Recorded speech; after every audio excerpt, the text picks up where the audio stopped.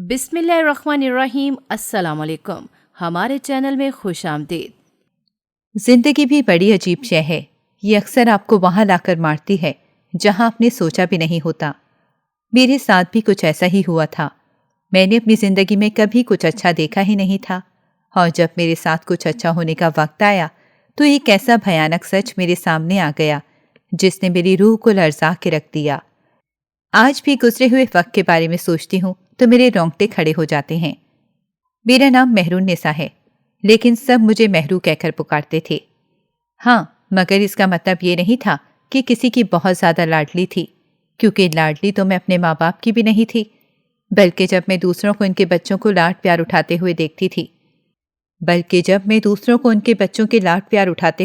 تھی تو میرے دل میں بھی یہی حسرت اٹھتی کہ کاش میرے ماں باپ بھی ایسے ہوں۔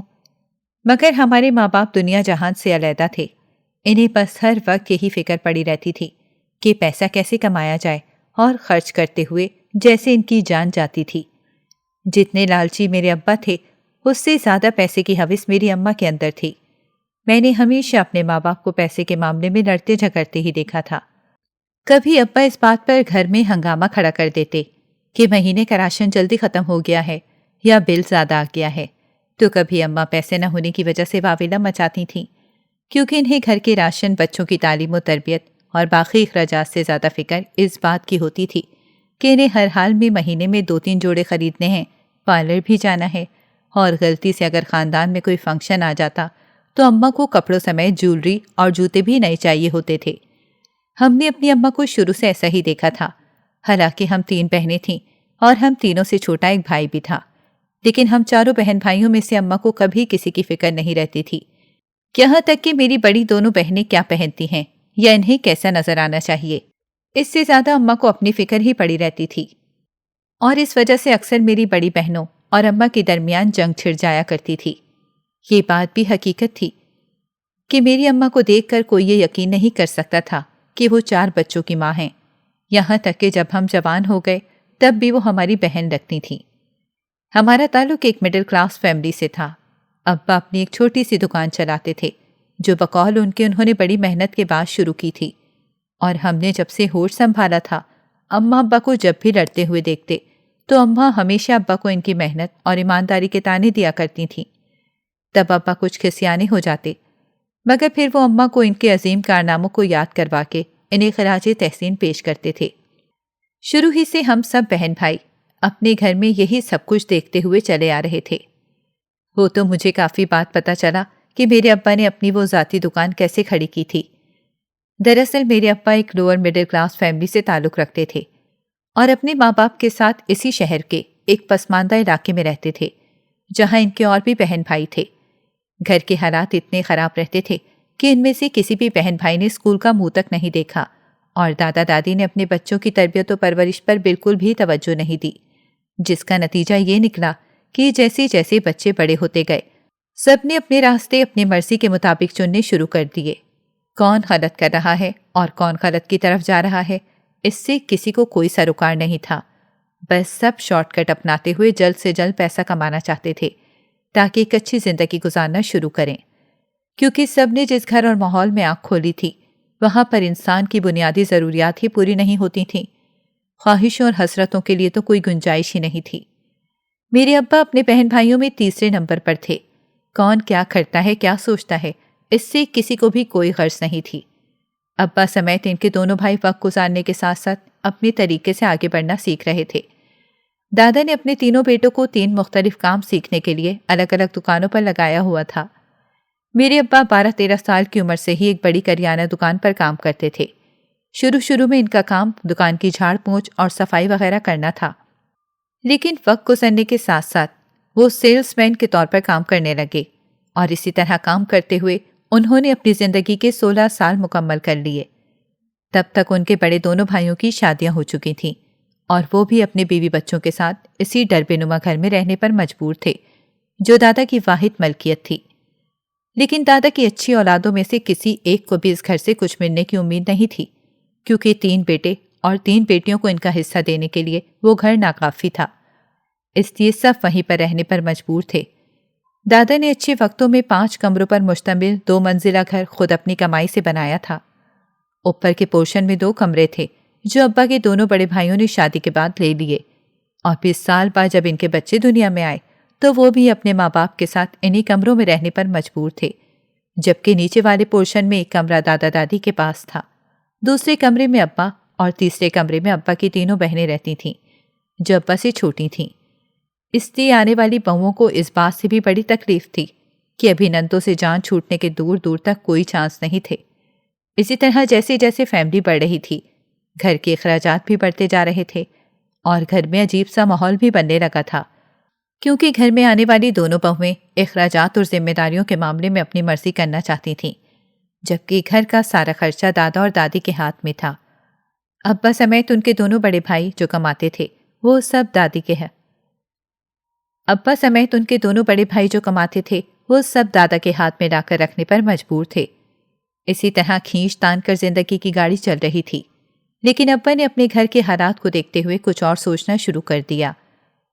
انہیں اپنی شادی سے پہلے ہی کچھ ایسا کرنا تھا کہ وہ اپنے بھائیوں کی طرح تنگ دستی اور بدحالی کی زندگی نہ گزاریں۔ اسی لیے ابا نے شارٹ کٹ راستہ اپنایا۔ جس دکان پر وہ پچھلے 3 سال سے کام کر رہے تھے وہاں پر چھوٹی موٹی ہیرا پھیری کرنا شروع کر دی۔ دکان کے مالک ابا پر بہت اعتبار کرنے لگا تھا کیونکہ انہیں وہاں پر کام کرتے ہوئے کافی وقت گزر گیا تھا اور کبھی کوئی چوری یا ادھر کا مال ادھر نہیں ہوا تھا، کیونکہ وہ دکان بہت بڑی تھی۔ اسی لیے ابا نے کم مقدار اور چھوٹی موٹی چیزوں سے شروعات کی۔ صفائی کرتے ہوئے یا چیزوں کو سیٹ کرتے ہوئے ابا کون سی چیز غائب کر دیتے تھے کسی کو پتہ ہی نہیں چلتا تھا۔ کچھ ابا کی طبیعت اور مزاج بھی ایسا تھا کہ وہ سیٹھ کی چاپلوسی بھی خوب کرتے اور ایماندار ہونے کا ڈھونگ بھی اچھا رچا لیتے تھے۔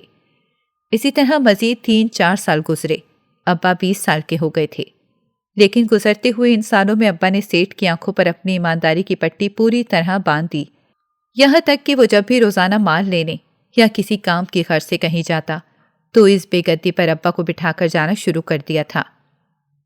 وہ وقت سادہ لوگوں کا تھا، اس وقت دکان میں کیمرے بھی نہیں لگے ہوئے تھے اور نہ ہی حساب کتاب کو کمپیوٹر میں سیو کیا جاتا تھا۔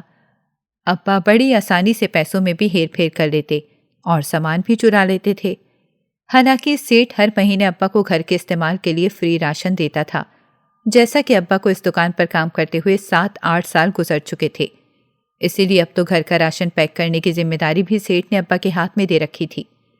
دکان پر جتنے بھی لڑکے کام کرتے تھے ان کے گھروں میں بھی راشن جاتا تھا جو ابا خود پیک کرتے تھے، لیکن اپنا پیکٹ وہ اکیلے اور سب سے آخر میں بناتے تھے اور اس میں ضرورت سے زیادہ چیزیں بھی شامل کر لیتے، کیونکہ کبھی کسی نے نہ تو چیک کرنے کی زحمت کی تھی اور نہ ہی کوئی ابا سے پوچھتا تھا۔ سیٹھ کا ایک ہی بیٹا تھا جو دکان سے زیادہ اپنی پڑھائی میں مشغول رہتا۔ وہ جب بھی دکان پر آ کر بیٹھتا تو ابا اسے فری ہینڈ دے دیتے۔ اسی طرح کرتے کراتے ابا نے اس دکان سے چرا چرا کر 10 سالوں میں اتنا پیسہ جوڑ لیا کہ اپنی چھوٹی سی دکان بنانے کے قابل ہو گئے۔ مگر ابھی اتنا کافی نہیں تھا۔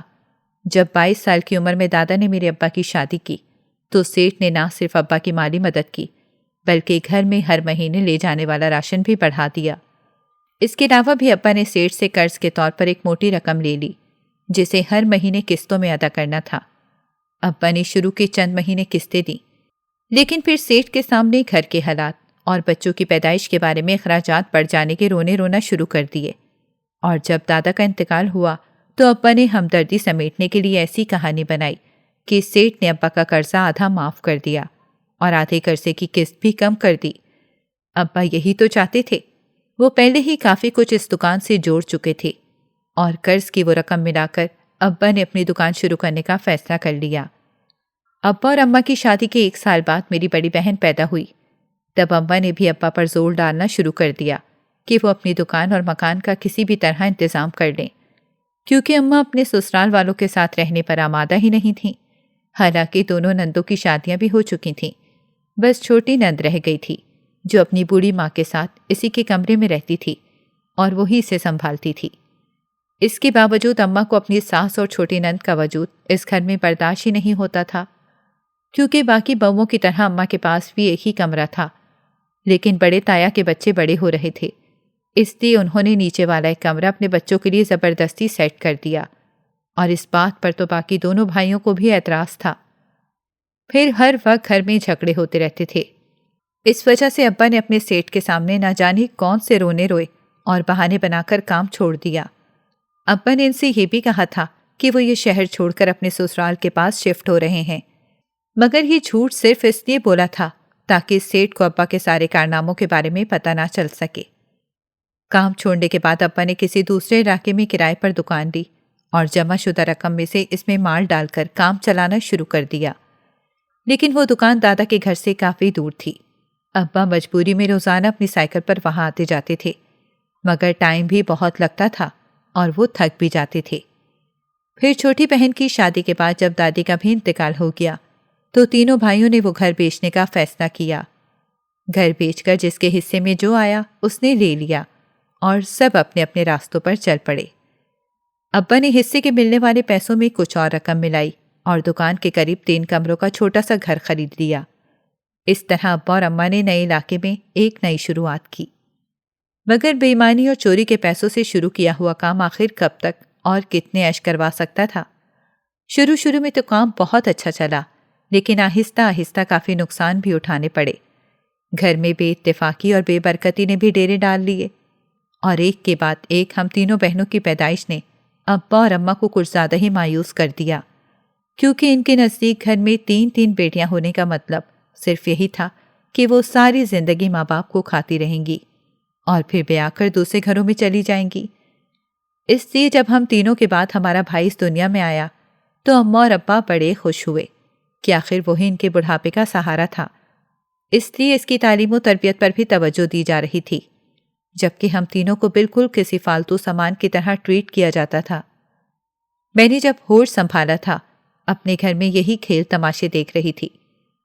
میری دونوں بہنیں جیسے جیسے بڑی ہو رہی تھیں وہ بھی اماں کے نقش قدم پر چلنے لگیں۔ ان کے اندر بھی خود پسندی اور خود غرضی بہت زیادہ تھی۔ ویسے تو ہم تینوں بہنیں رنگ و روپ میں بالکل اپنی اماں جیسی تھیں۔ اماں کے نئے نقش بھی خوبصورت تھے اور رنگ بھی گورا تھا۔ ہم تینوں بھی بالکل ماں پر گئی تھیں۔ پھر اماں نے اپنا دماغ لڑاتے ہوئے تینوں بیٹیوں سے بھرپور فائدہ اٹھانے کے بارے میں سوچنا شروع کر دیا اور فیصلہ کیا کہ وہ اپنی تینوں خوبصورت بیٹیوں کو امیر گھرانوں کی بہویں بنائیں گی، تاکہ مالی طور پر انہیں بھی فائدہ ہو اور ان کی بیٹیاں بھی عیش و عشرت کی زندگی گزاریں۔ اماں کے ان سنہری خیالات میں ابا بھی پوری طرح ان کے ساتھ تھے۔ اس سلسلے میں اماں اور ابا نے سب سے پہلا قدم اس وقت اٹھایا جب میری بڑی بہن 16 سال کی ہو گئی۔ اماں نے تبھی سے اس کے رشتے دیکھنا شروع کر دیے۔ ہم تینوں کی پرورش اور تربیت جس طرح کے ماحول میں ہو رہی تھی، جس طرح ہم اپنی ماں کو روپے پیسے اور فیشن کے پیچھے بھاگتے ہوئے دیکھتے تھے، ہم تینوں کی سوچ بھی ویسی ہی ہوتی جا رہی تھی۔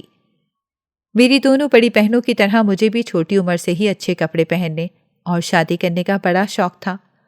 اوپر سے اماں ہماری خوبصورتی کی تعریفیں کر کر کے اور زیادہ ہمیں یہ احساس کرواتی تھیں کہ ہم پیدا ہی راج کرنے کے لیے ہوئی ہیں۔ حالانکہ خود تو اماں اور ابا نے کبھی نہ تو ہمارے ناز اٹھائے تھے اور نہ ہی کبھی ہمیں کوئی اچھی بات سکھائی تھی۔ پھر ایسے ہوا کہ 17 سال کی عمر میں میری سب سے بڑی بہن کا ایک ایسا رشتہ آیا جو اماں اور ابا کو بے حد پسند تھا۔ حالانکہ جس کے ساتھ ابا اور اماں اپنی پہلی بیٹی کی شادی کرنے جا رہے تھے وہ عمر میں میری بہن سے 14 سال بڑا تھا، لیکن ابا اور اماں نے اس کی عمر دیکھی نہ ہی یہ دیکھا کہ وہ پکے رنگ کا آدمی ہے جس کے سر پر بال بھی پورے نہیں تھے، مگر وہ انہیں اپنے بڑے داماد کی شکل میں دل و جان سے قبول تھا کیونکہ وہ اچھا خاصا پیسے والا تھا، بہن بھائیوں میں سب سے بڑا تھا اور ان کی ذمہ داریاں پوری کرتے کرتے اس نے ابھی تک شادی نہیں کی تھی۔ اماں نے یہی بات کر کے میری باجی کو اس شادی کے لیے منایا تھا کہ اتنے بڑے گھر میں نہ ساس سسر کا جھنجٹ ہے اور نہ کوئی نند اور دیور ساتھ رہتے ہیں، اسی لیے تم ساری زندگی عیش کرو گی۔ اور باجی بھی بڑے آرام سے مان گئیں۔ حالانکہ ان دونوں کی تو جوڑی بھی اچھی نہیں لگ رہی تھی، مگر باجی کو بھی روپے پیسے کی چمک نے اندھا کر دیا، اور جب شادی کے بعد وہ ہمارے گھر آئیں تو سونے کے زیورات سے لدی ہوئی تھیں اور اماں بھی اس پر صدقے واری جا رہی تھیں۔ ابا نے ساری زندگی جن بیٹیوں کو پوچھا تک نہیں تھا، اب وہ اپنے بڑے داماد اور بیٹی کی خوشامد میں لگے ہوئے تھے۔ اس کی دیکھا دیکھی دوسری باجی بھی امیر آدمی کے خواب دیکھنے لگ گئیں، کیونکہ اسے بھی ایک سے بڑھ کر ایک جوڑا اور سونے کے بے شمار زیورات چاہیے تھے۔ شادی کے بعد جب بھی میری بہن ہمارے گھر آتی تو وہ ہم سب کے لیے کوئی نہ کوئی چیز ضرور لاتی تھی۔ وہ کنجوسی بالکل بھی نہیں کرتی تھی، خاص طور پر ہمارے بھائی کے لیے تو وہ بہت زیادہ شاپنگ کرنے لگی تھی۔ وہ ہمیشہ کار میں آتی تھی، کبھی ہمیں کچھ کھلاتی تو کبھی کچھ کھلایا کرتی تھی۔ اس کی دیکھا دیکھی ہم دونوں بہنوں کو بھی یہ شوق ہو گیا کہ ہماری شادیاں بھی کسی ایسے امیر گھر میں ہونی چاہیے تاکہ ہم بھی اپنی بڑی بہن کی طرح عیش و عشرت کے ساتھ زندگی گزار سکیں۔ اس سلسلے میں اماں نے بھی اپنی کوششیں جاری رکھیں، اور جب میری دوسری بہن شادی کی عمر کو پہنچی تو اماں نے اس کا رشتہ بھی ایک ایسے ہی گھر میں طے کر دیا جہاں پر سسرال نام کو بھی نہیں تھا۔ لیکن اب کی بار جس آدمی کو اماں نے اپنا داماد بنانے کے لیے چنا تھا وہ پہلے سے شادی شدہ اور میری بہن سے عمر میں تقریباً 10 سال بڑا تھا، لیکن اس کی بیوی کا انتقال ہو گیا تھا اور بچے بھی کوئی نہیں تھے، نہ ہی اس کے بہن بھائی تھے۔ اسی لیے میری اماں نے فوراً میری بہن کو اس شادی کے لیے راضی کر لیا اور وہ بھی خوشی خوشی مان گئی۔ لیکن جب وہ بیاہ کر اپنے گھر چلی گئی تو ملنے جلنے والوں نے باتیں بنانا شروع کر دیں۔ وہ لوگ صاف صاف کہتے تھے کہ ہمارے ماں باپ کو بیٹوں کے جوڑ کے رشتے بھی مل سکتے تھے، لیکن انہوں نے لالچ میں آ کر بیٹیوں کا سودا کرنا شروع کر دیا ہے۔ لیکن امی ہمیں ہمیشہ یہی سمجھاتی رہیں کہ کسی کی بھی باتوں پر دھیان دینے کی کوئی ضرورت نہیں ہے، کیونکہ لوگ ہماری خوشحالی سے جلتے ہیں۔ ہم بھی اپنی ماں کی یہ سب باتیں سن کر یہی سوچتے تھے کہ لوگ واقعی حسد اور جلن کے مارے ایسی باتیں بناتے ہیں۔ خاص طور پر میں تو اب کسی سے محلے میں بات تک نہیں کرتی تھی، کیونکہ مجھے بھی اپنی بڑی دونوں بہنوں کی طرح کسی امیر گھر میں ہی شادی کرنی تھی، اور ابا نے بھی میری دونوں بہنوں سے کہہ رکھا تھا کہ اپنے ملنے جلنے والوں میں مہرو کے لیے رشتہ تلاش کرتی رہیں۔ حالانکہ اماں چاہتی تو ہم تینوں کی شادیاں ہماری عمر کے پڑھے لکھے اور برسر روزگار لڑکوں سے بھی کر سکتی تھیں، لیکن اماں کا خیال تھا کہ ایسے لوگ پیسہ کماتے کماتے بوڑھے ہو جاتے ہیں اور ساری زندگی حسرتوں میں ہی گزر جاتی ہے۔ اس لیے اماں کو شادیوں کے لیے بھی یہ شارٹ کٹ بہت پسند آیا تھا۔ پھر جب میری شادی کی باری آئی تو میرے لیے بھی ایک سے بڑھ کر ایک امیر رشتے کی تلاش شروع ہو گئی۔ ابا بھی پوری طرح اماں کا ساتھ دیتے تھے، کیونکہ جب سے میری دونوں بہنوں کی شادیاں امیر گھروں میں ہوئی تھیں اور وہ اپنی مرضی کی مالک بھی تھیں، تب سے اماں ابا کے حالات بھی بدل گئے تھے۔ میری بڑی بہن نے تو ہمارے اکلوتے بھائی کی تعلیم کا ذمہ بھی لے لیا تھا۔ وہ 9ویں کلاس میں پڑھتا تھا۔ میری بڑے بہنوئی نے اس کا داخلہ شہر کے کافی اچھے اسکول میں کروا دیا تھا، اور چھوٹی بہن ہر مہینے سے پاکٹ منی کے نام پر کافی سارے پیسے دیتی تھی۔ اس کے علاوہ ابا اور اماں کے اخراجات بھی سہولت سے ہوتے رہتے تھے۔ ان کی تو 5 انگلیاں گھی میں تھیں، اور اب میری شادی کسی امیر آدمی سے کر کے وہ سر بھی کڑاہی میں ڈالنا چاہتے تھے۔ لیکن کسی نے بھی اس بارے میں نہیں سوچا تھا کہ آگے چل کر میرے ساتھ کچھ ایسا ہونے والا ہے جس کے بارے میں کسی نے سوچا بھی نہیں تھا۔ ابا کی بہت کوششوں کے بعد اس بار ابا ہی میرا رشتہ لانے میں کامیاب ہوئے تھے، اور یہ رشتہ کروانے کے لیے بھی ابا کو 5 لاکھ روپے ملنے تھے۔ اسی لیے سوال ہی پیدا نہیں ہوتا تھا کہ ابا اس رشتے کے لیے کوشش نہ کرتے۔ حالانکہ ان کے کسی جاننے والے نے ابا کے سامنے اس رشتے کا ذکر یہ کہہ کر کیا تھا کہ 1 کروڑ پتی آدمی کو کسی جوان کم عمر لڑکی سے شادی کرنی ہے، تو اس کے لیے کوئی لڑکی دیکھو۔ اگر تم یہ رشتہ کروا دو گے تو تمہیں وہ مٹھائی کے طور پر 5 لاکھ روپے دے گا۔ مگر ابا نے 5 لاکھ کا سنتے ہی کسی اور لڑکی کے بجائے اپنی ہی بیٹی کے بارے میں سوچنا شروع کر دیا کہ جو بات انسان صرف رشتہ کروانے پر 5 لاکھ دے سکتا ہے، اس کے ساتھ شادی کر کے تو زندگی سنور جائے گی۔ جب اس بات کا ذکر ابا نے اماں سے کیا تو اماں نے بغیر سوچے سمجھے ہاں کر دی۔ اس طرح سیٹھ افضل کی میں چوتھی بیوی بننے جا رہی تھی، اور حیرت کی بات یہ تھی کہ اپنے ماں باپ کی طرح مجھے بھی اس بات سے کوئی فرق نہیں پڑ رہا تھا کہ وہ چوتھی شادی کر رہے ہیں، تو عمر میں مجھ سے کتنے بڑے ہوں گے۔ مجھے تو بس سیٹھ افضل کا عالیشان بنگلہ، بڑی کاریں اور وہ بینک بیلنس نظر آ رہا تھا جو شادی کے بعد میرا ہونے والا تھا، کیونکہ انہوں نے پہلے ہی ابا اور اماں کو صاف صاف بتا دیا کہ وہ اپنی سب سے چھوٹی اور آخری بیوی کے نام کیا کچھ کرنے والے ہیں۔ اماں اور ابا بھی بے حد خوش تھے۔ اماں نے ہی مجھے بتایا تھا کہ سیٹھ افضل کی پہلی بھی 3 بیویاں ہیں، لیکن تینوں سے ہی ان کو اولاد کا سکھ نہیں ملا۔ اس وجہ سے اب وہ چوتھی شادی کسی کم عمر لڑکی سے کرنا چاہتے ہیں جو ان کی بے شمار دولت جائیداد کا اکلوتا وارث دے سکے۔ کیونکہ خود سیٹھ افضل کی عمر 60 سال تھی۔ کسی بھی طرح میرا ان کے ساتھ کوئی جوڑ نہیں تھا۔ میں تو ابھی صرف 18 سال کی ہوئی تھی، لیکن میری آنکھوں پر لالچ کی ایسی پٹی بندی تھی جسے خود غرضی نے اور مضبوط کر دیا۔ اماں نے تو مجھے یہ بھی کہا تھا کہ شادی کے بعد جب افضل سب کچھ تمہارے نام کر دے گا اور تم اس کے وارث کو جنم بھی دو گی تو باقی بیویوں کے لیے نہ تو اس کی زندگی میں کوئی اہمیت رہے گی اور نہ ہی تمہاری اولاد کے سوا کوئی اور سیٹھ کی تمام جائیداد کا مالک ہوگا۔ پھر تم سیٹھ کے مرنے کے بعد بے شک دوسری شادی کر لینا، تمہارے بچے کو میں پال لوں گی۔ یہ سب باتیں سن کر مجھے اپنی اماں پر بڑا پیار آیا، جو میری زندگی کو سنوارنے کی خاطر اتنا کچھ سوچ رہی تھیں، مگر مجھے اتنی عقل نہیں تھی کہ اماں اور میری اولاد کو سنبھالنے اور مجھے پھر سے شادی کرنے کے ابھی سے مشورے کیوں دے رہی تھیں۔ بہرحال سیٹھ افضل کے ساتھ میری شادی کی تاریخ طے کر دی گئی، اور اس 1 مہینے میں اماں نے مجھے اتنی شاپنگ کروائی جو میں نے پوری زندگی میں ابھی تک نہیں کی تھی۔ شادی کی تیاریوں اور خریداری کے لیے سارا خرچہ سیٹھ افضل ہی کر رہے تھے۔ میں جب بھی اماں یا اپنی کسی بہن کے ساتھ بڑے بڑے شاپنگ مالوں میں جاتی تو سیٹھ افضل کا ڈرائیور اپنی بڑی گاڑی کے ساتھ موجود رہتا تھا۔ وہی سارے شاپنگ بیگ اٹھائے میرے پیچھے پیچھے چلتا رہتا تو مجھے اپنی خوش قسمتی پر ناز ہونے لگتا تھا۔ میں نے تو شادی سے پہلے ہی شہر کے مہنگے ترین بیوٹی پارلر میں جانا شروع کر دیا تاکہ میرا رنگ روپ اور زیادہ نکھر سکے۔ جب میں پہلی مرتبہ پارلر سے میک اپ کروا کے گھر آئی تو مارے حیرت کے مجھے خود اپنی آنکھوں پر یقین نہیں آ رہا تھا، کیونکہ میں کسی فلمی ہیروئن کی طرح ماڈرن اور خوبصورت لگ رہی تھی۔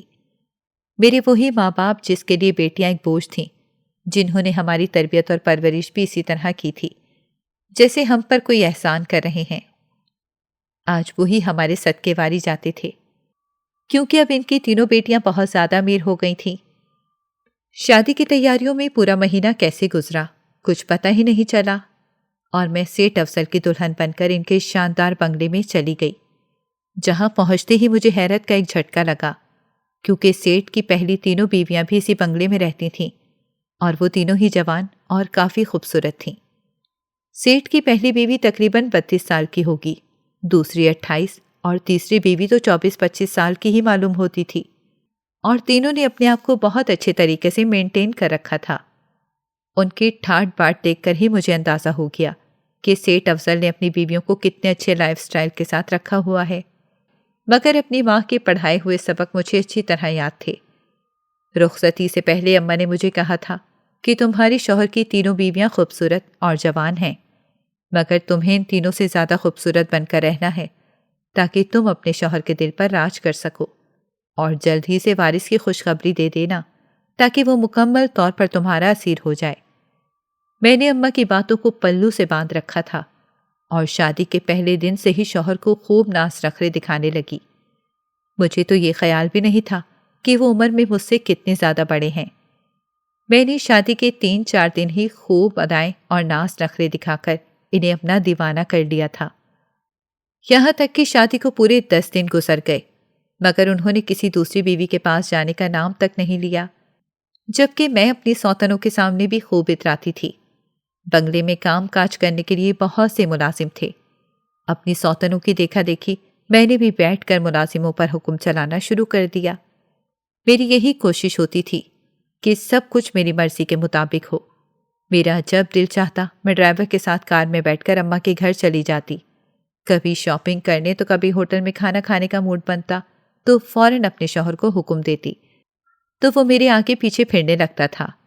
بیٹھے بٹھائے میری زندگی میں اتنی بڑی تبدیلی آ گئی تھی، میں تو فرش سے عرش پر جا پہنچی تھی۔ یہاں تک کہ میری بہنیں بھی اتنی زیادہ دولت کی ریل پیل دیکھ کر مجھ سے جلنے لگی تھیں۔ اماں اور ابا کے بھی وارے نیارے ہو گئے۔ ابا کا دل چاہتا تو دکان کھولتے تھے، ورنہ سارا دن گھر میں بیٹھے ٹی وی پر فلمیں دیکھ کر گزار دیتے۔ کھانا بھی اب تو ہوٹلوں سے آنے لگا تھا، لیکن ہمارا بھائی پتہ نہیں کیوں ہم سب سے بالکل الگ تھا۔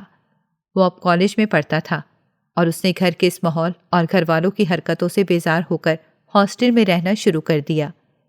حالانکہ اس کی پڑھائی کا سارا خرچہ میری دونوں بڑی بہنیں مل جل کر برداشت کرتی تھیں، لیکن وہ کسی سے بھی خوش نہیں تھا، بلکہ اسے جب بھی موقع ملتا وہ ہمیں ہماری حرکتوں سے باز رہنے کا کہتا تھا۔ یہاں تک کہ اس نے میری شادی کی مخالفت بھی کی تھی، مگر ابا نے اسے یہ کہہ کر خاموش کروا دیا کہ میری بیٹیوں کی زندگی کے تمام فیصلے میں خود کروں گا۔ پھر میرے بھائی نے ہاسٹل سے گھر آنا بھی چھوڑ دیا۔ میری شادی کو 20 دن گزرے تھے۔ میری دونوں بڑی بہنیں اپنے اپنے گھروں میں اب پہلے کی طرح خوش نہیں تھیں، اور میں محسوس کرتی تھی کہ ان دونوں کے مزاج میں بھی تبدیلی آتی جا رہی ہے۔ حالانکہ دونوں کے ہی بچے تھے، شاید اس وجہ سے اب وہ ذمہ داریوں میں پڑ گئی تھیں۔ دوسری طرف میری شادی کو مہینہ گزرنے کے ساتھ ہی مجھے بھی ڈاکٹر نے خوشخبری سنائی، تو اماں نے مجھے وہیں پر گلے سے لگا لیا۔ میں اماں کے ساتھ ہی ڈاکٹر کے پاس گئی تھی۔ اماں نے مجھے یہ کہہ کر میرے گھر چھوڑا کہ اب گھر اور کار وغیرہ اپنے نام لکھوانے کی بات کر لینا۔ میں بھی یہی سب سوچ کر بیٹھی تھی، لیکن گھر پہنچتے ہی میں نے بڑا اطراق کر اپنی سوتنوں کو جب یہ خبر سنائی تو ان کے چہرے ایک دم سے اتر گئے، جس سے مجھے خوشی کا احساس ہوا، کیونکہ یہ تو صاف ظاہر تھا کہ وہ کبھی بھی میری خوشی میں خوش نہیں ہو سکتی۔ لیکن میں جیسے ہی اپنے کمرے میں جانے لگی تو میری پہلی سوتن نے مجھے روکا اور کہنے لگی کہ ہم جانتے ہیں تم کبھی ہم پر یقین نہیں کرو گی، مگر ہمارا فرض ہے کہ ہم تمہیں اس حقیقت سے آگاہ کر دیں جس کے بارے میں تم نہیں جانتی۔ دراصل سیٹھ صاحب کو بچے بالکل بھی نہیں چاہیے۔ تم یہ خبر ان کو نہ سنانا اور کچھ مہینے بعد اپنی ماں کے گھر چلی جانا اور ڈیلیوری تک وہیں رہنا، تو سب کچھ ٹھیک رہے گا، ورنہ جو ہو سکتا ہے وہ تم نے کبھی سوچا بھی نہیں ہوگا۔ میں نے اس کی بات تو سن لی تھی، مگر پاؤں پٹکتے ہوئے میں کمرے میں چلی گئی۔ مجھے بہت زیادہ غصہ تھا کہ وہ خود تو تینوں اپنے شوہر کو اولاد نہیں دے سکی تھیں، اور اب جب میں ماں بننے والی تھی تو وہ مجھ سے جل رہی تھیں۔ میں شوہر کا انتظار کرنے لگ گئی، اور جب وہ کمرے میں آئے تو میں نے انہیں اتنی بڑی خوشخبری سنائی جسے سنتے ہی انہیں غصہ آ گیا، اور وہ کہنے لگے کہ میں بچے پیدا کرنے کے لیے تمہیں بیاہ کر نہیں لایا، اس لیے یہ خواب دیکھنا چھوڑ دو، اور میں تمہیں کل ہسپتال لے کر چلوں گا تاکہ تم اس مصیبت سے جان چھڑاؤ۔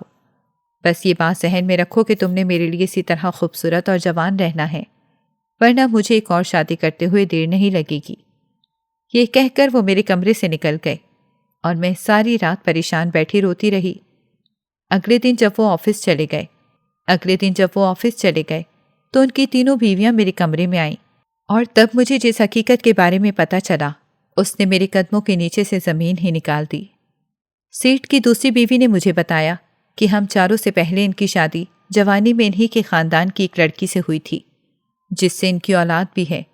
اس بیوی کا تو انتقال ہو چکا ہے، مگر سیٹھ کے بچے اپنی اپنی فیملیوں کے ساتھ اپنے گھروں میں خوشحال زندگی گزار رہے ہیں، جبکہ سیٹھ نے اپنی عیاش طبیعت کی وجہ سے یہ 4 شادیاں کر رکھی ہیں، کیونکہ انہیں جوان اور خوبصورت بیویاں بہت پسند ہیں۔ اسی وجہ سے تو وہ اکیلے رہتے ہیں، مگر ہر سال وہ اپنے بچوں کو ملنے امریکہ ضرور جاتے ہیں۔ ان کے بچے بھی ان کی شادیوں سے واقف ہیں، مگر ان کا بھی یہی خیال ہے کہ سب کو اپنی زندگی اپنے طریقے سے جینے کا حق ہے۔ یہ کہہ کر سیٹھ کی بیوی خاموش ہو گئی، اور میں حیرت سے ان سب کا منہ تکتی رہ گئی۔ میں سوچ بھی نہیں سکتی تھی کہ میرے ساتھ اتنا بڑا دھوکہ ہو سکتا ہے، کیونکہ سیٹھ نہ تو میرے نام کچھ لگانے والا تھا اور نہ ہی اسے مجھ سے وارث چاہیے تھا۔ پھر آخر میری اوقات ہی کیا تھی؟ میں نے اسی وقت اپنے گھر جانے کا فیصلہ کر لیا، اور گھر جا کر اماں ابا کو سب کچھ بتا دیا، تو اماں ابا بھی حیران ہو گئے۔ انہوں نے بھی یہ سب نہیں سوچا تھا، مگر اماں نے مجھے کہا کہ سیٹھ کی بات مان لو اور بچے سے جان چھڑا لو، ورنہ وہ تمہیں چھوڑ دے گا۔ مگر میں یہ سوچ بھی نہیں سکتی تھی جو اماں کرنے کا مجھے کہہ رہی تھیں۔ میں اماں اور ابا سے ڈر کر اپنے کمرے میں چلی گئی۔ ایسے ہی وقت گزرنے لگا اور میرا انتظار بھی ختم ہوتا گیا، کیونکہ نہ تو سیٹھ صاحب کبھی آئے تھے اور نہ ہی انہوں نے ابا سے رابطہ کرنے کی کوشش کی تھی، بلکہ وہ تو ابا کا فون بھی نہیں اٹھاتے تھے۔ ایسے ہی میری ڈیلیوری کا وقت آ گیا اور میں نے ایک بچے کو جنم دیا۔ میرے ہاں بیٹا پیدا ہوا تھا، مگر بدقسمتی سے وہ جسمانی اور ذہنی طور پر معذور تھا۔ یہ صدمہ میرے لیے کم نہیں تھا کہ اگلے دن ہی طلاق نامہ بھی مجھے موصول ہو گیا۔ سیٹھ نے خالی ہاتھ مجھے اپنی زندگی سے نکال دیا تھا۔ یہ سب کچھ شاید میرے اماں ابا اور میری اپنی لالچ اور گناہوں کا نتیجہ تھا، جو اب مجھے ساری زندگی اسی آزمائش میں گزارنی تھی۔ میری بہنیں بھی بالکل بدل گئی تھیں۔ پتہ نہیں ان کے ساتھ ایسا کیا ہوا تھا، مگر انہوں نے بھی سادگی کو اپنا لیا اور اماں ابا کو بھی جیسی چپ لگ گئی۔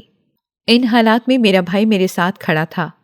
وہ کہنے لگا کہ مجھے سمجھ نہیں آتی کہ آپ لوگوں نے یہ سب کیسے کر لیا، ورنہ برائی کا انجام ہمیشہ برا ہی ہوتا ہے، یہ تو سبھی جانتے ہیں، لیکن جو ہو چکا ہے اب اسے بدلا نہیں جا سکتا۔ ہاں، مگر میں ہمیشہ آپ لوگوں کے ساتھ ہوں۔ میرے بھائی کی یہ بات سن کر مجھے حوصلہ ملا، کیونکہ اب مجھے ساری زندگی اپنے معذور بیٹے کے ساتھ ماں باپ کے در پر ہی گزارنی تھی، اور میرا بھائی ہی میرا آخری سہارا تھا۔ مگر میں سوچتی ہوں کہ کاش میرے ماں باپ خود بھی لالچ نہ کرتے اور ہماری بھی اچھی تربیت کر لیتے، تو شاید مجھے یہ سب دن نہ دیکھنے پڑتے۔ ناظرین، اگر آپ کو ہماری کہانی اچھی لگی ہے تو ویڈیو کو لائک کریں، شیئر کریں اور ہمارے چینل کو سبسکرائب کریں۔ اگلی ویڈیو تک اجازت دیں۔ اللہ حافظ۔